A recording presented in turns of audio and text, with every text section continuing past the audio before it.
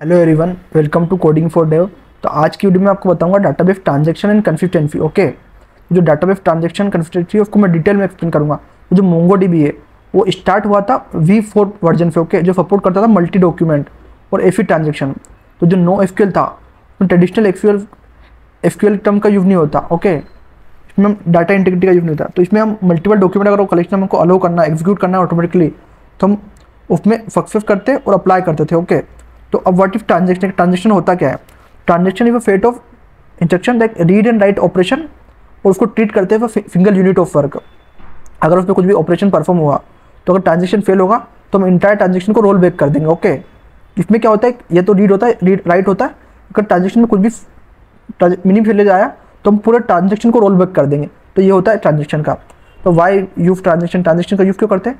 तो ट्रांजेक्शन जब हमारे पास ऑपरेशन होके फिर अगर हमारे को कंसिस्टेंसी मेंटेन करनी हो, गारंटी आना चाहिए हमारे को एटोमिसिटी, और अवॉइड करना है पार्शियल अपडेट्स को, तो हम ट्रांजेक्शन का यूज़ करते हैं। अगर मैं आपको एग्जांपल दूं, तो अगर हमारे अकाउंट में फिर मनी डिडक्ट हुई या वॉलेट में फिर तो दूसरे केस में क्रेडिट हुई, तो उसमें कंसिस्टेंसी जरूरी है। सबसे ज़्यादा जरूरी है उसमें कंसिस्टेंसी। अगर यहाँ पे पैसे चले गए, वहाँ पे वहाँ पहुँचे नहीं, तो वो बहुत बड़ी प्रॉब्लम हो जाएगी। मतलब हमारा डाटा कहाँ गया बीच में। ओके, तो इसमें कंसिस्टेंसी सबसे ज़्यादा जरूरी चाहिए। जो बैंकिंग सिस्टम है उसमें ट्रांजेक्शन के लिए हमें इसका बहुत ज़्यादा यूज़ होता है। और सेकेंड है कि हमने एक यूज़र क्रिएट किया और हमने उसको वेलकम नोटिफिकेशन भेजना है, तो वो भेजना ही है। अगर यूज़र क्रिएट हुआ है तो हमको उसको एक मैसेज भेजना ही पड़ेगा। तो उसके लिए भी हमारे को एक ट्रांजेक्शन में कंसिस्टेंसी चाहिए।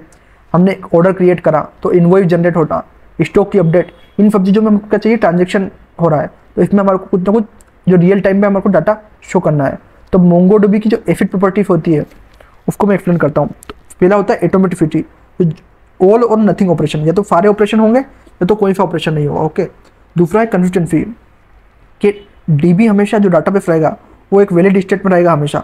थर्ड है आइसोलेशन, जो कंकरेंसी होगी ट्रांजेक्शन की वो क्लैश नहीं होनी चाहिए कभी भी। फोर्थ है ड्यूरेबिलिटी, कि एक बार अगर कमिट हो गया तो वो चेंज परफेक्ट नहीं होना चाहिए कभी भी। ओके, तो हम ट्रांजेक्शन को कैसे यूज करते हैं मोंगूफ में, तो इसकी स्टेप बाय स्टेप प्रोसेस है। पहले तो क्या करेंगे हम, इसमें हम सेशन बनाएंगे। ओके, सेशन कैसे, हमने एक सेशन बनाया, सेशन स्टार्ट हुआ, पहले सेशन में क्या हुआ, हमारा यूज़र क्रिएट हुआ, हम नेम करा, सेशन दिया उसको। ओके, दूसरे में क्या हुआ, हमने उसको प्रोफाइल बनाई, प्रोफाइल मॉडल क्रिएट करा, उसको भी हमने एक सेशन दिया। प्रोफाइल अपडेट करी हमने, उसको भी हमने फाइनली क्या दिया, सेशन दिया। हमने कमिट करा, ट्रांजेक्शन सक्सेस हो गया, तो हम क्या करेंगे, सेशन को क्या करेंगे, कमिट ट्रांजेक्शन कर देंगे। एक स्टार्ट ट्रांजेक्शन और एक कमिट ट्रांजेक्शन। तो इन दोनों के बीच में जितने भी ट्रांजेक्शन हुए, अगर एक भी फेल होता है इसमें तो हमारा ट्रांजेक्शन अबॉर्ट हो जाता। अगर इसमें सारी प्रोसेस होगी तभी हमारा ट्रांजेक्शन क्या होगा, कमिटेड होगा। और उसमें हमने फिर आखिरी में क्या, कैच का यूज़ करा। कैच में क्या होगा, ट्रांजेक्शन अबॉर्ट होगा तो पूरा ट्रांजेक्शन क्या होगा, रोल बैक हो जाएगा। जो भी हमारे अभी तक इवेंट हुए सारे वो क्या हो जाएंगे, रोल बैक हो जाएंगे।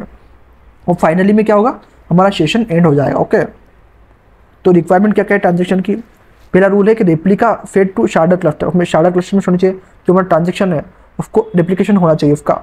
और use session in each operation, हमको जितने भी ऑपरेशन करेंगे उसमें सेशन को मैन्युअली इंप्लीमेंट करना पड़ेगा।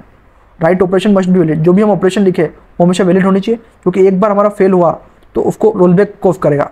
ओके, और अवॉइड लॉक ट्रांजेक्शन, जो परफॉर्मेंस ड्रॉप होती है जिसमें लार्ज टाइम में, वो वाला ट्रांजेक्शन हमारे को अवॉइड करने चाहिए। ओके, और इसको मैं रियल वर्ल्ड यूज कैसे बताऊँ इसका आपको। तो अगर आपके इन्वेंट्री में से कुछ डिडक्ट हुआ है, आपने ऑर्डर क्रिएट करा है, आपकी परचेस हिस्ट्री है, ये इसको रियल टाइम में यूज़ कर सकते हो। कैसे कि जैसे आपका सेशन स्टार्ट हुआ, आपका एक स्टॉक उसमें फिर माइनस हुआ तो हमने सेशन उसमें इंप्लीमेंट करा। हमने ऑर्डर क्रिएट करा, उसमें हमने सेशन क्रिएट करा। हमने अपडेट करा, उसमें हमने सेशन करा। और आखिरी में हमने क्या करा, सेशन को कमिट करा। तो अगर कुछ भी फेल होगा इसमें पूरी फॉल में, तो पूरी जो प्रोसेस है वो रोल बैक हो जाएगी। ओके, तो इसको बोलते ट्रांजेक्शन करना। ओके, अब बात करते हैं नेस्टेड ट्रांजेक्शन।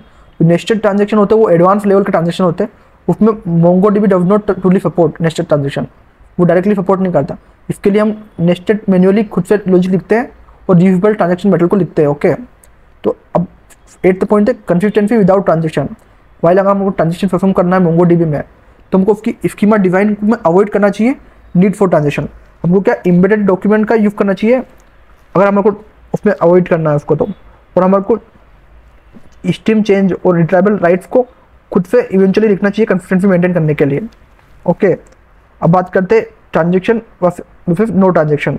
फीचर क्या, अभी ट्रांजेक्शन में क्या होगा, multi document automatic operation perform होंगे, और विदाउट ट्रांजेक्शन में डिफॉल्ट मोंगोडीबी में नहीं होता है, नॉट ऑटोमेटिक। और परफॉर्मेंस ट्रांजेक्शन में थोड़ी स्लो हो जाती है। ओके, नॉर्मल ट्रांजेक्शन में फास्ट रहती है। और कॉम्प्लेक्सिटी की बात करें तो इसमें सेशन मैनेजमेंट चाहिए, लेकिन विदाउट ट्रांजेक्शन में सिंपलर होता है।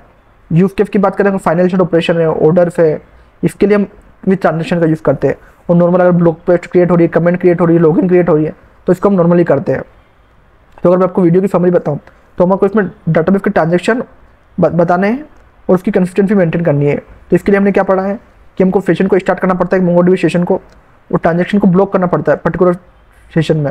फिर हमको जितने भी चेंज है ऑटोमेटिकली कमिट करने पड़ते हैं, और फिर हमको अबॉर्ट और रोल बैक करना पड़ता है पर्टिकुलर ट्रांजेक्शन। ओके, तो इसलिए हमको ट्रांजेक्शन का यूज़ करना चाहिए। हमारे को जो बैंकिंग और फाइनेंशियल रिलेटेड चीज़ें उनमें हमें ट्रांजेक्शन का जरूर यूज़ करना चाहिए। ओके, तो अगर आपको इससे रिलेटेड कुछ भी डाउट है तो आप कमेंट कर सकते हो, और इसी तरह के और वीडियो देखने के लिए कोडिंग फॉर डेव को सब्सक्राइब करो। Thank you for watching.